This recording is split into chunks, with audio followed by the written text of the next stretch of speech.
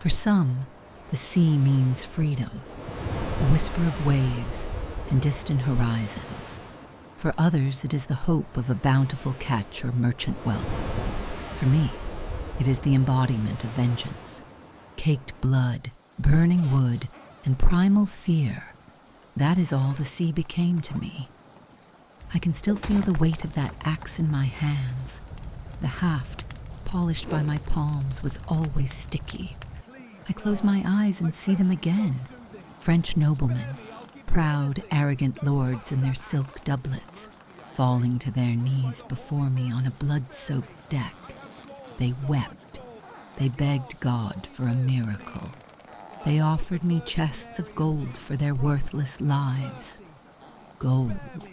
What use did I have for their gold when it couldn't bring back the only person they took from me? My name is Jeanne. I was born in proud Brittany, where cliffs shatter the most terrible storms. I was a faithful wife, a mother, the mistress of vast lands. I knew my place, to pray, to raise my sons, to keep the hearth while my husband defended our borders. My husband, Olivier. He was the most honorable of all men to walk this earth, a man of honor, a knight whose word was stronger than the stone our castles were built from. We served our liege. We were loyal to the King of France, Philip. For the king is God's anointed, the guarantor of justice. That is what we were taught. That is what my Olivier believed. It was the summer of 1343. Philip invited my husband to Paris. The letter was dripping with honey and sweet words, a grand jousting tournament, a celebration for all the nobility. Olivier set off with a light heart. He donned his finest armor, took a retinue befitting his house. He rode to his king as a guest, as a loyal vassal. He did not know he was riding to a slaughter. As soon as his horse's hooves struck the cobblestones of Paris, the trap snapped shut. There was no festival. The king's guards seized my husband. They threw him in a dungeon like a filthy horse thief. No trial, no priest. Philip accused him of secretly conspiring with the English. A lie. A cowardly, convenient lie to destroy a lord who had grown too powerful. You do not behead a nobleman without a public trial. It is a violation of all oaths, of all laws divine and human. It is a disgrace that can never be washed away. But Philip did exactly that. He cut off my Olivier's head, and if he had stopped there, perhaps my soul would not have turned blacker than the night sky. But simply killing him was not enough for the king. He needed to trample us, to show all of Brittany that we were nothing but dust beneath his boots. When the news reached me, I didn't scream. I didn't tear my hair out as a grieving widow should. The moment I heard about the spike above the gates of Nantes, something inside me snapped. Submission burned to ash. God turned away from me, and I turned my back on him.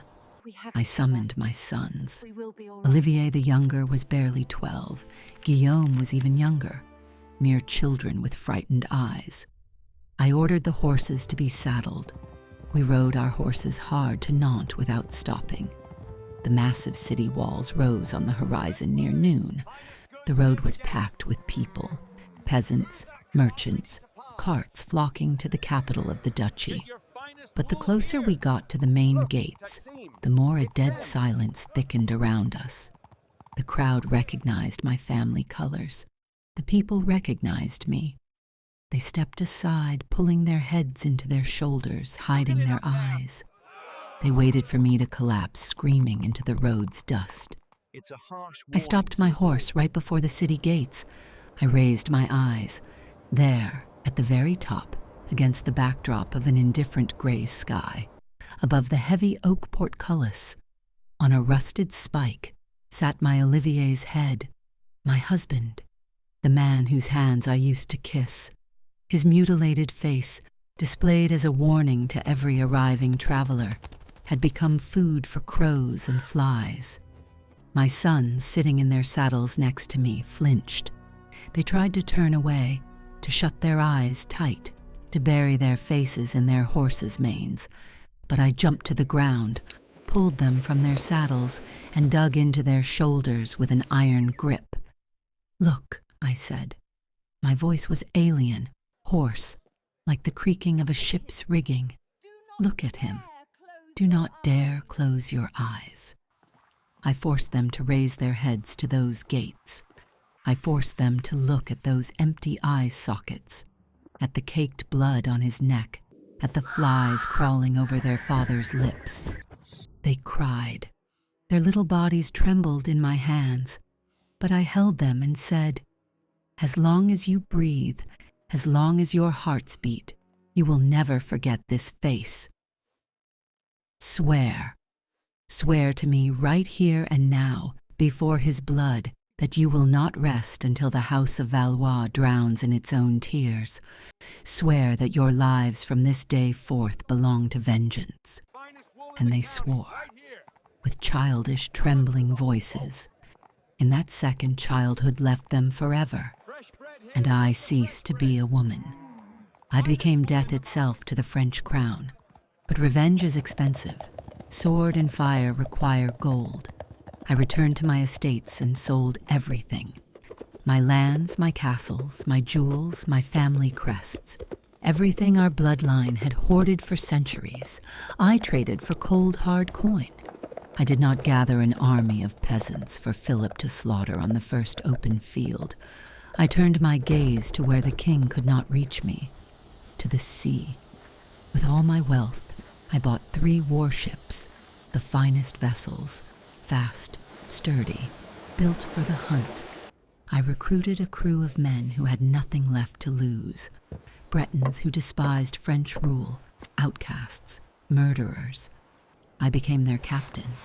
I ordered the hulls of my ships painted with pitch, made them black, like the void that had formed in my chest, black as the abyss itself. And the massive sails, we dyed them the color of fresh, arterial blood. We became the ghosts of the mist, my black fleet.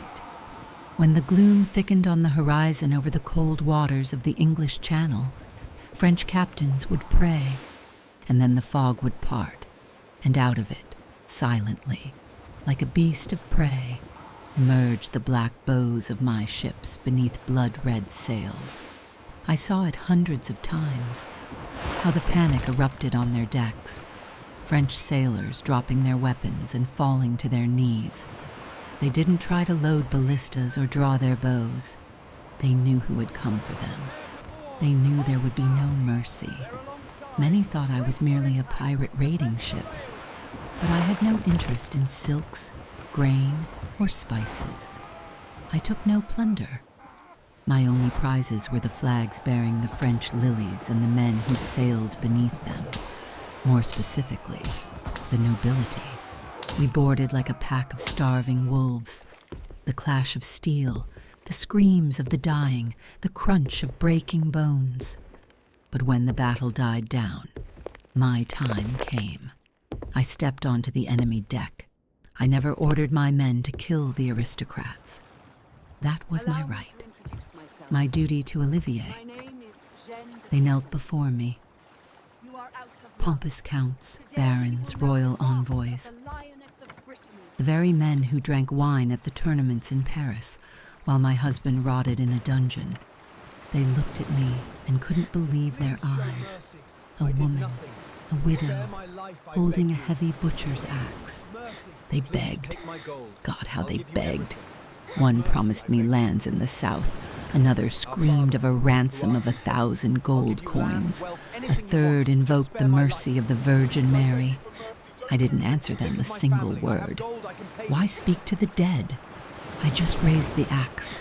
The swing, the heavy strike, the crunch of cervical vertebrae, blood on my face. Next, I chopped off heads until my shoulders ached from the weight of the axe.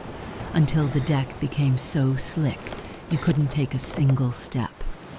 I looked into their glazing eyes and saw the spike at the gates of Nantes.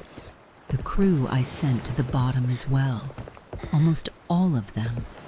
But every time, after every slaughter, I chose 2 or 3 common sailors, the youngest and the most terrified. I ordered them put in a lifeboat.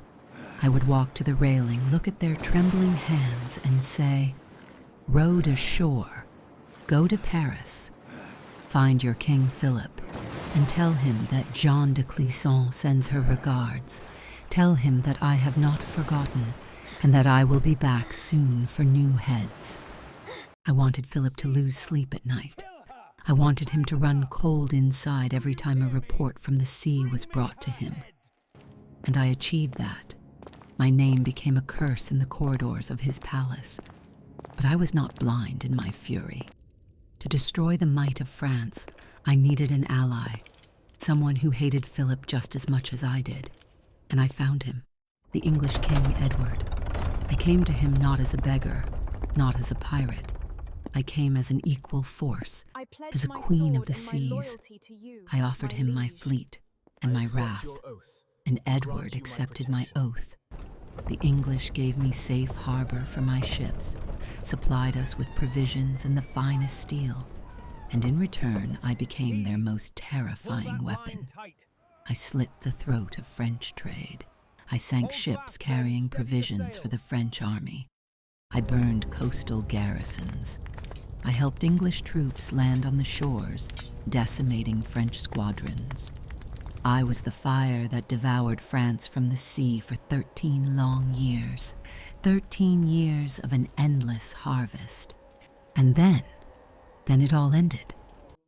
King Philip, the man who betrayed my husband, died. Plague, disease, and endless wars exhausted his lands. Olivier's blood had been washed away by rivers of his enemies' blood. The oath sworn at the gates of Nantes was fulfilled. Usually those who live by the sword die by the sword. Their bodies swing on gallows as a warning, or become fish food in the ocean's depths. But I took my due from fate. I lowered my axe. I married Sir Walter Bentley, a noble Englishman who knew who I was and did not fear my demons. We returned to Brittany, to lands now protected by English swords. I settled in the quiet, secure castle of Hennebont. There was no crash of waves or smell of blood there. Birds sang in the gardens. I walked the stone galleries, listening to the crackling of wood in the massive fireplace. The royal hounds could never reach me. No one dared to demand my head. You ask if I ever regretted a single severed head? No. Forgiveness is for priests. I wanted them dead, and now they are.